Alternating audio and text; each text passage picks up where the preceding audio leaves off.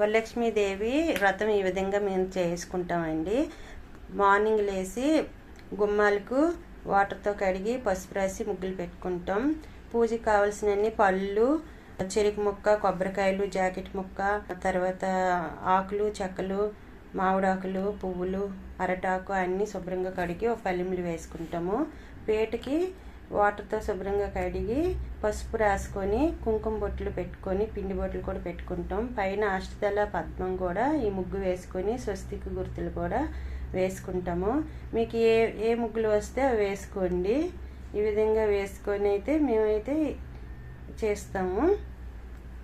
వేరొక పళ్ళెంలోని కొంచెం పసుపు వేసుకొని వాటర్తో కలుపుకొని దారం ఒక 9 పోగులు తీసుకొని ఇలాగా కాసు ఉంటుంది కదా, ఆ కాసుకి దాన్ని కూర్చుకుంటాం. ఇలాగా కాసు లేని వాళ్ళు పసుపు కొమ్మైనా సరే కట్టుకోవచ్చు. ఇంకొక 9 పోగులు తోరణం కోసం చామంతి పువ్వుని పెట్టి ముళ్ళు అయితే ఇలా వేస్తాము. కొంతమంది అయితే 9 ముళ్ళు వేస్తారు. మేమైతే ఇదే విధంగా చేసుకుంటాం మొదటి నుంచి కూడా. తమలపాకు పైన పసుపు గణపతి చేసుకొని బొట్టు పెట్టుకొని పెడతాం. అక్షితలు నెయ్యితోని కొంచెం పసుపు వేసి కలుపుకుంటాము. దాంట్లో కొంచెం పువ్వులు కూడా వేసుకుంటాం. ఒక చెంబుకి పసుపులో కొంచెం వాటర్ కలిపి చుట్టూరు ఈ విధంగా కలుపుకొని కుంకుమ బొట్లు పెట్టుకోవాలి. చెంబులో సగం వరకే వాటర్ వేసుకొని గంధం, పసుపు, కుంకుమ, అక్షితలు, పువ్వులు అన్నీ వేసుకుంటాము. వేసుకొని కొబ్బరికాయకి పసుపు రాసి బొట్లు పెట్టుకొని ఈ కొబ్బరికాయ పైన జాకెట్ ముక్క పెట్టి మేము కలిసిగా పెట్టుకుంటాం అన్నమాట. చెంబు పైన పెట్టుకొని ఈ విధంగా బొట్లన్నీ పెట్టుకోవాలి. ఇలా పెట్టుకున్న తర్వాత ఒక పక్కన పెట్టుకోవాలి. ఇప్పుడు జాకెట్ ముక్క ఉంది కదా, దీన్ని ఏంటంటే ఈ జాకెట్ పీస్ని ఈ విధంగా మడత పెట్టుకోవాలి.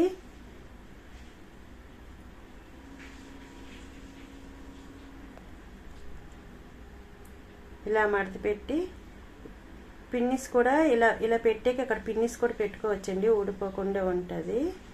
ఇప్పుడు కలిసింకి రెడీ చేసుకుందాం. 3 మామిడాకులు వేసి వాటర్లో కలిసిని రెడీ చేసుకొని దేవుడి ఫోటోకి, లక్ష్మీదేవి ఫోటోకి గంధం పెట్టి బొట్లు పెట్టుకొని మామిడాకులు, పువ్వులు అన్నీ పెట్టి పీట పైన పెట్టుకున్నాం. ఈ పద్మం ముగ్గు పైన కొంచెం బియ్యము, అక్షితలు, పువ్వులు వేసి కలిసాన్ని పెట్టుకున్నామండి. కాసుని దారంలో కూర్చాం కదా, ఆ కాసుని కూడా వేసుకున్నాము. రెడ్ కలర్ గాజులు కూడా వేసుకున్నాం, ప్లెయిన్వి. ఎవరైనా సరే అలంకరించుకోవచ్చు వస్తువులతో కానీ బంగారంతో కానీ మామూలుగా అయినా అలంకరించుకోవచ్చు అని పువ్వులు అన్నీ పెట్టుకొని ఈ విధంగా అయితే మేము పూజ చేసుకుంటాము. పసుపు గణపతి చేసుకున్న వినాయకుడిని ఫోటోకి ఎడం పక్క వచ్చినట్టుగా మనకి కుడి పక్క వచ్చినట్టుగా పెట్టుకోవాలి. తాంబూలానికి 2 తమలపాకులు, 2 పళ్ళు, చెక్క, పైన పువ్వు పెట్టి ఇట్ల తాలూ కాడలు మన వైపు ఉండేటట్టుగా చూసి పీట పైన పెట్టుకొని ఆవు నెయ్యితో దీపం పెట్టుకోవాలి. దీపాలకి బొట్లు కూడా పెట్టుకొని దీపాల కిందన తమలపాకులు కానీ ప్లేట్లు కానీ పెట్టుకుంటాం. పాయింట్స్ అన్నీ కూడా ఈ కలిసిన చుట్టూరు మేము వేసుకుంటాము. అలాగే డబ్బులు ఏవైనా సరే ఆ ఫోటో దగ్గర కొద్దిగా పెట్టుకోవాలి. చీర, జాకెట్టు పైన గాజులు, పసుపు, కుంకుమ కూడా పెట్టుకుంటాం. పీట పైన కూడా పసుపు, కుంకుమ చిన్న గిన్నెలతో పెట్టుకోవాలి. ఈ విధంగా పళ్ళు, పువ్వులు అన్నిటితో అలంకరించుకొని మన శక్తి కొలది ప్రసాదాలు చేసుకోవాలి. కొబ్బరికాయ కొట్టి హారతి ఇచ్చి పూజ చేసుకుని అష్టోత్తరాలు చదువుకునేటప్పుడు ఒక్కొక్క పువ్వు, వెండి పువ్వులు కానీ మామూలుగా పువ్వులు కానీ 108 పువ్వులు వేసుకొని అక్షతలు వేసుకుంటూ పూజ చేసుకుంటాం. మేము వాయినము ఇవ్వడానికి బ్లాక్, వైట్ జాకెట్లు తప్పించి ఏదైనా ఒక బ్లౌజ్ పీస్ తీసుకొని 2 తమలపాకులు, 2 అరటిపళ్ళు, చెక్క, కాయిన్, పువ్వులు, పసుపు, కుంకుమ, గాజులు, నానబెట్టిన శనగలు ఇచ్చి పెట్టి వాయినం ఎవరికైనా సరే ముత్తైదులు పిలిచి ఆ రోజు ఇచ్చుకుంటామండి. ఒకరికి, ముగ్గురికి, 9 మందికి మన ఇష్టం, ఎంతమందికైనా ఇచ్చుకోవచ్చు.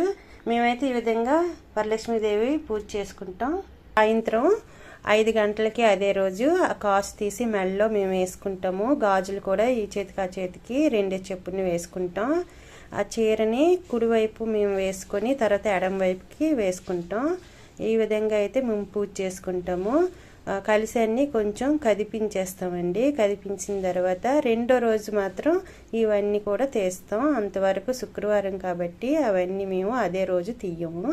కంపల్సరీగా ఆ రోజు మేము బయటకు వెళ్తాము, ఉండము ఇంటి దగ్గర అనుకుంటే కనుక అదే రోజు సాయంత్రము అవన్నీ కదిపించేసి మనం అన్నీ తీసుకోవచ్చు.